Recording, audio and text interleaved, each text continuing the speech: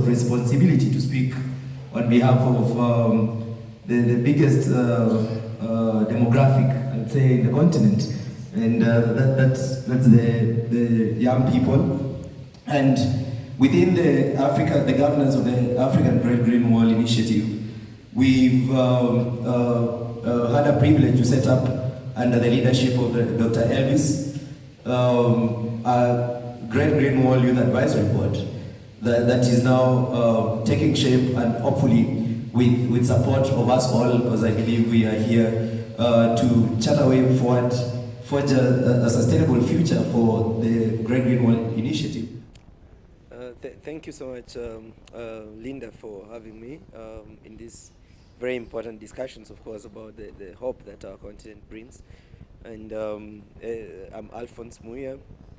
I'm an environmental scientist as well as an environmental policy expert.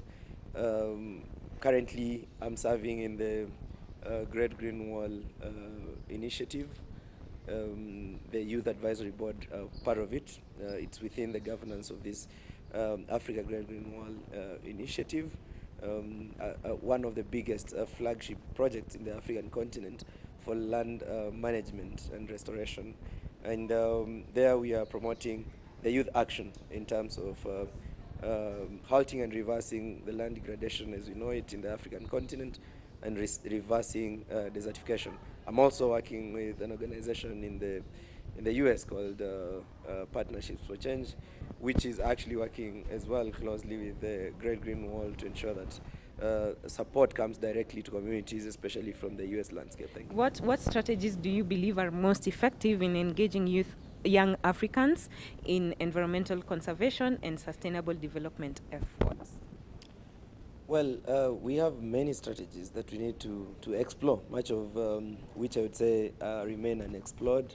And looking at the numbers we have in our young people in the African continent, we can already leverage on that. It's widely said that there's strength in numbers, and the numbers don't lie actually within the African context, where we have over 75% of the African population being comprised of the youthful population. So what are we doing with this great resource that we have in our young people? Speaking about the efforts in environmental conservation, I would clearly point out that the biggest crisis that we have in the world right now, so some of them consist of the environmental crisis. Talk about the biodiversity loss, talk about pollution, talk about climate change, land degradation, and all. And then in the African context, we've seen this interlinked polycrisis going a step further, even to exacerbate the fragility of the continent, the stability situation. We've seen, especially along the Sahelan belt, so many issues of conflicts coming along, because of course the resources are dwindling, and we are increasing the competition for these resources. So the young people are left with no opportunity than to move. Then that brings another issue of migration. They end up moving to other parts of the world, Southern Europe, Europe generally, America, and all these other continents. So in the end, it comes with it a myriad of other crises. Think about all these things. Then if we can address this environmental crisis from the root cause, not through the symptoms, of course, and that's what the Great Green Wall is up to. It's here to address the root cause of the problems, but not when the conflict is here, bringing military equipment to address a crisis that has roots in environmental challenges. So I would say we have great potential with the Great Green Wall to address so many challenges and the ripple effects of them. And that's why it's the biggest flagship project. Started as a literal wall of trees from Senegal to Djibouti, just spanning through 11 countries.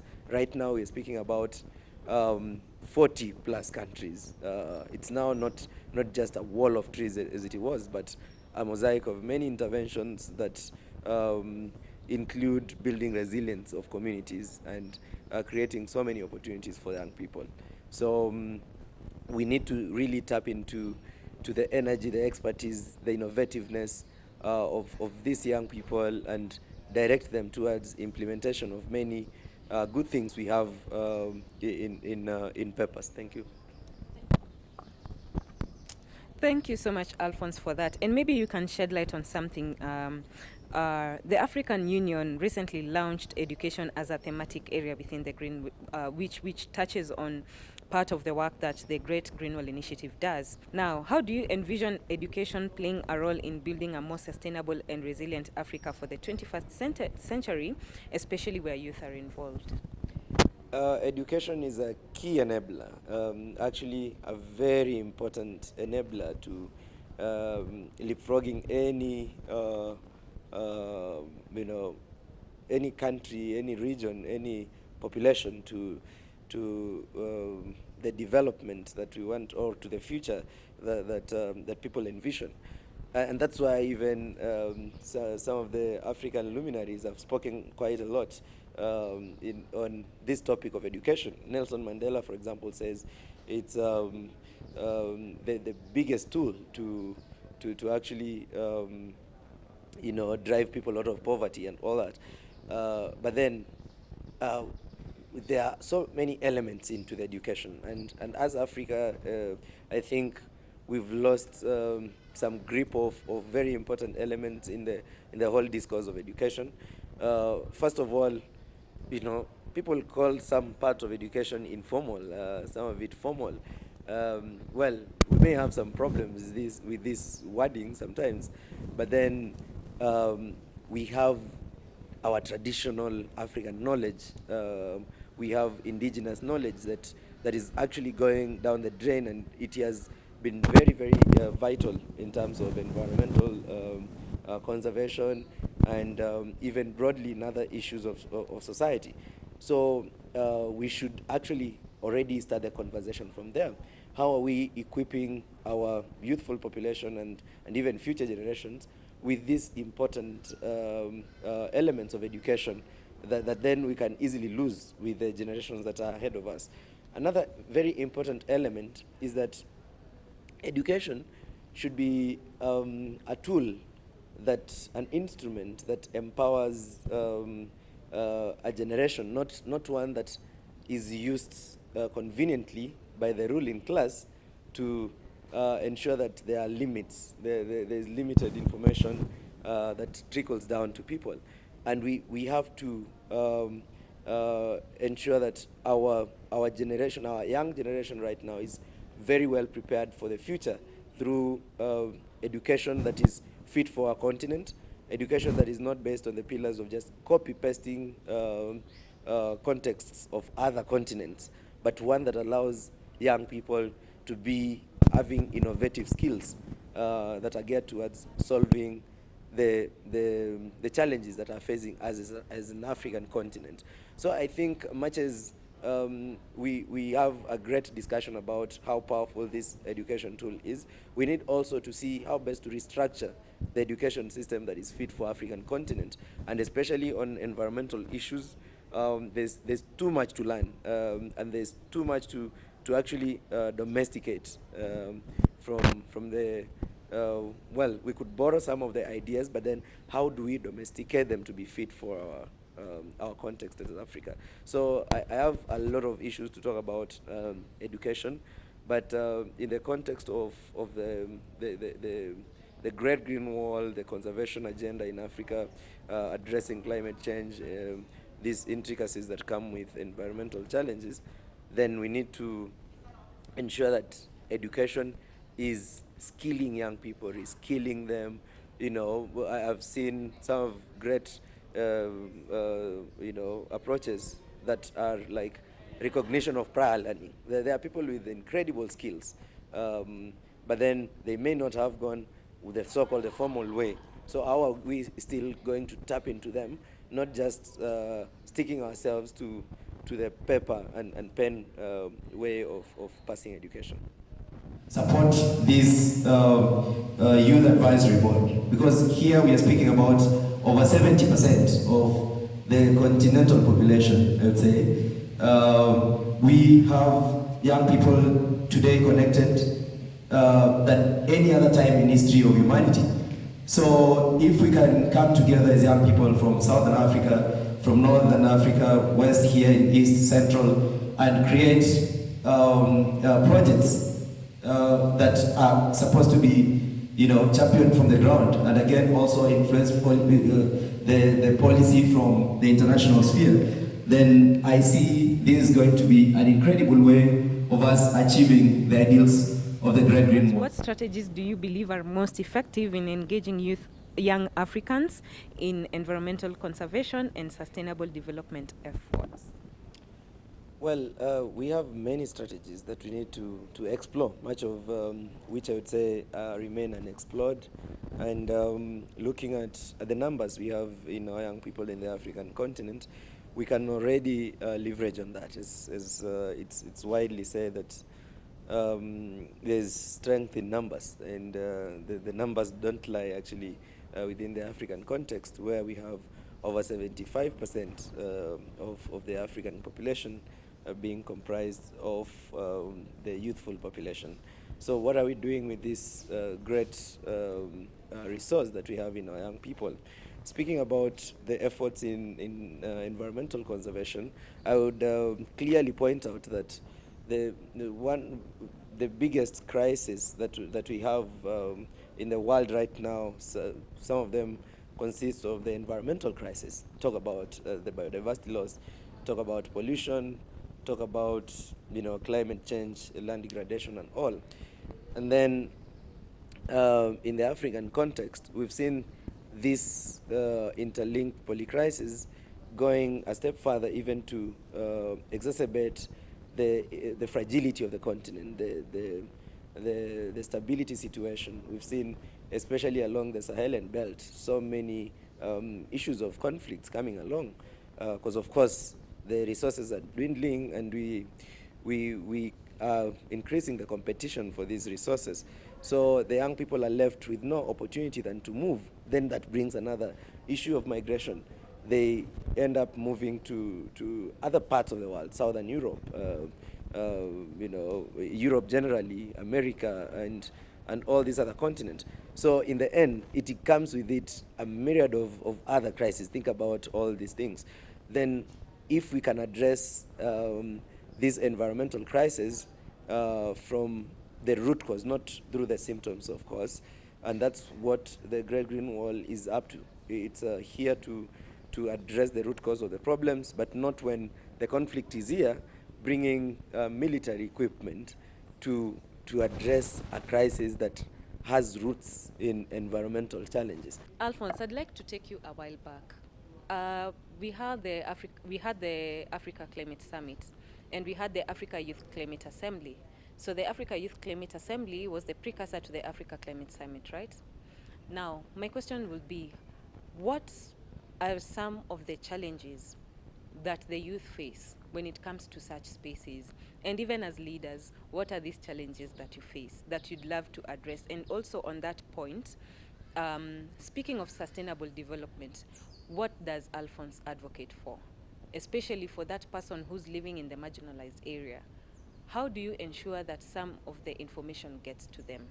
Speaking of challenges that young people face in engaging in this as multilateral spaces, of course, we are talking about the African context. Also, I've had the privilege of engaging a lot with the UN system.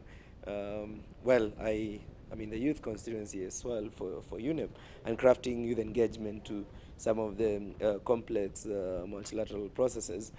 I think we have had for a while, like in the whole architecture of these resolutions that create some of the processes, we don't really have youth in the mainstream of the process. So the problem actually begins there. But then youth actually have to struggle way hard to ensure that youth perspectives get to enter in those processes. So it is always that hassle of trying to knock doors and go through a lot of hurdles of trying to get all these elements of young people involved in the mainstream processes. But again, also you realize that sometimes if the youth are given a bit of a space, then it's seen as you know, something on the sideline. So what I'm trying to drive at is that the youth engagement need to be right in the operative paragraphs of the resolutions or decisions creating these processes. And even after, then there is a clear way of how the youth are engaging, not only being consulted, but again, in the main outcome documents of these processes, we need to see something concrete for young people coming out of this. Otherwise, we are not creating a future here if the youth are not buying the important aspects of whatever we want to take forward. Another challenge I would say is, of course, they usually find that young people have many competing interests, and some of the time then there is that unsustainability in the engagement, which is quite understandable because they are also supposed to be breadwinners for their communities and all that, and then we still really want to engage them. So that's why sustained resource allocation and capacitation of these young people, we need to ensure that we create as many opportunities, but then map out their strengths and kind of create compartments that then create even avenue for them to already have peer-to-peer learning, but again have an easier way of ensuring that their needs and opportunities can be better channeled. So I would say, if at all we can create better structures of engaging young people, and I think that's why, like in the case of the Great Green Wall, we have the Youth Advisory Board, which is in the mainstream governance of this initiative, to ensure that young people who are engaged in policy, like myself, having a say in these even international processes. They are trying to raise a voice of what young people are doing in this. Initially, the vision of this African Great Green Wall was supposed to be like a literal wall of trees from Senegal to Djibouti. But we've seen tremendous change in the way it is being implemented. Now it's not a smorgasbord of trees from a wall of trees. It has evolved to become a mosaic of interventions. I mean, people are facing a lot of challenges in the Sahel, and it's now being extending to not only Sahel but to many parts of Africa, because we are facing similar challenges. It's like, splinter interventions that are supposed to ensure that we improve people's lives and livelihoods, especially in the rural areas in Africa, and also address conflicts. Yeah, people, just as Elvis, my colleague Elvis said, people in Africa are competing for resources, and it is one of the highest, problems that we have. And you've seen the risky migrations, young people moving to parts of Europe just because of impacts of climate change. And here is, we can't just plant trees and that is all. We have to address all these things because it's a domino effect of achievements. So, having begun in 2007, we've seen tremendous effort, and it's something that we are really happy about. And we really need to move with speed because we've achieved around 18% or thereabout of this project. And we look into moving with, even 10 times what has been done in all those years. It's always great to bridge the gap that exists in the policy and in the practice. Of course, also trying to marry science with that. And if we can bring these three elements together, then we will be really making informed, well-balanced decisions. That's why myself, I'm a champion of change even within my community where I come from, and part of that, it's equally a dry land, and that's why the Great Green Wall really inspires me, because it's a wall that creates resilience in the Africa's dry land.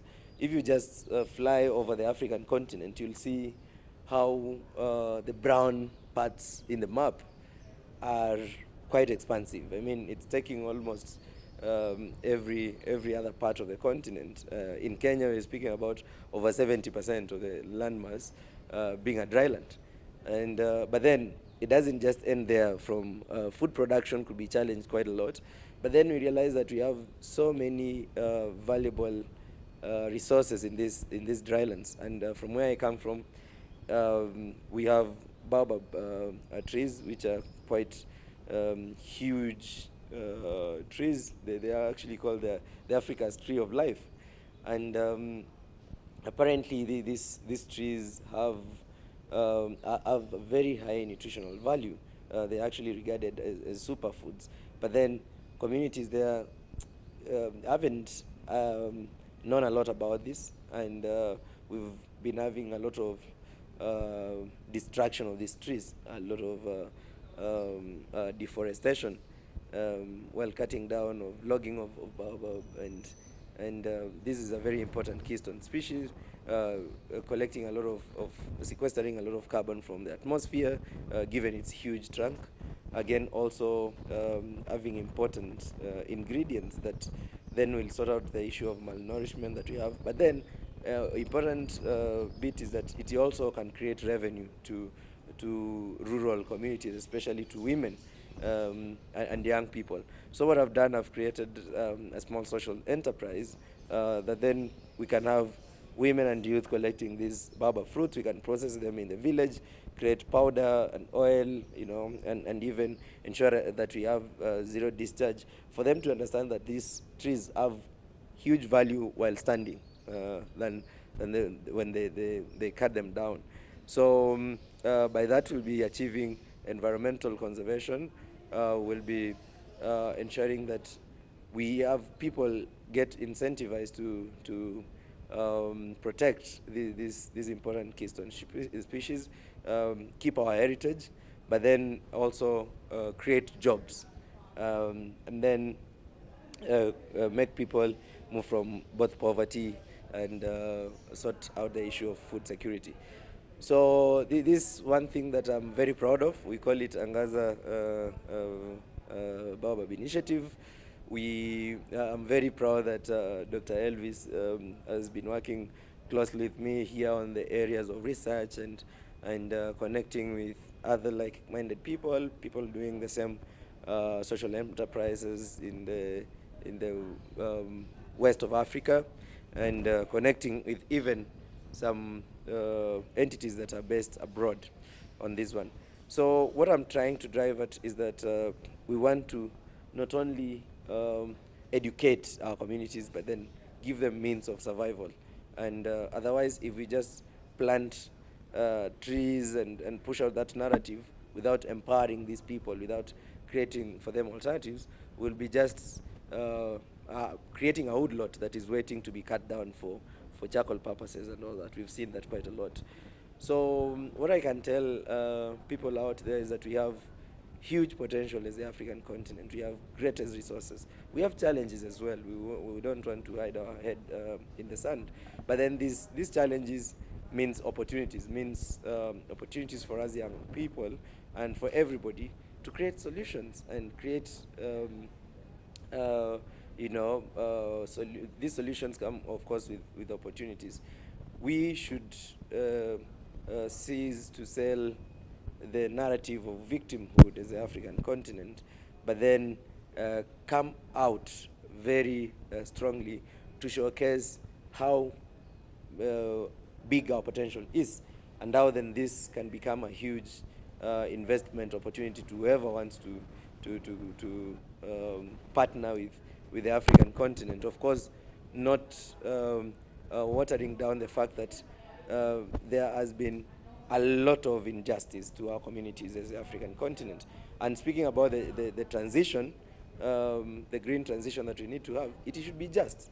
I mean, for the longest time, we've had a lot of resources being extracted from the African continent, and then very little resources coming down to the same communities. That narrative has to change.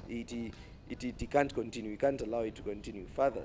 So it is through the youthful population that things are going to change. It's the way Africa will engage with the rest of the world as an equal partner in development. So it's great to have this conversation about our lovely continent, but then it's also a great opportunity to speak about hope, not just speak about how doomed the future looks. Thank you. We've seen here some of the leaders pledging a lot of support and marshalling other leaders, be it in the business sector, be it in political. Well, we've achieved a lot of political will, especially from African countries. So what we need now is to look at this project from the lenses of,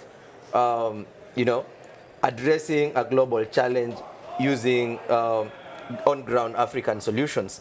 So that way, we really need to come together as a global community, not just leaving it to the African. I worked very closely with Dr. Elvis, from even having bilaterals with governments on trying to push Great Green Wall to other areas of Africa, because, well, it started like as a literal wall of trees from Senegal to Djibouti, but what we are seeing right now is a mosaic of interventions spread all over right now. And it's not a line anymore. It's these interventions spread across the continent. If you fly across, you'll see the dry areas of the continent actually almost, unfortunately, covers all over the place. We have to ensure that we are very deliberate in creating a sustainable Great Green Wall. As a sustainability here means young people have to buy in. They have to be at the center of it. They have to support it. They have to be supported to implement these incredible innovative projects they are leading on the ground, and at the same time they have to be given platforms to speak about these projects they are leading. They have also to be given what we had from Auda Nepad, enabling environments.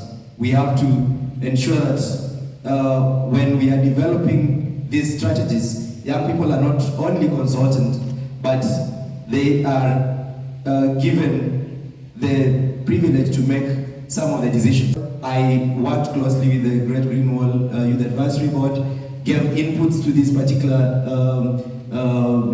strategy that we are launching today, and I'm so happy because we've worked with a number of consultants who are working on this strategy, and today we are seeing the fruition of something that we put in a lot of work into, something that we've really been championing from the beginning. And then at the same time, we're having young people being at the center of it, and actually women. These are the people who are on the front line of these effects of the triple planetary crisis, as we call it. And if we are to ensure that we actualize the ideals of the Great Green Wall, then these people can never be left behind. We have to ensure that we are felt on the rural areas, on the frontline areas, as they may call it, but again, in the boardrooms where decisions are made, and ensure that we have young people leading works on the value chains creation, working to also actualize, plant the trees. We are calling them here in Kenya the Green Army, of course. These are humongous workforce, as we call it. And then, if we don't really add a lot of value to the young people, we are creating what we call a ticking time bomb that is going to rip off, the whole incredible work that the generation before us has done.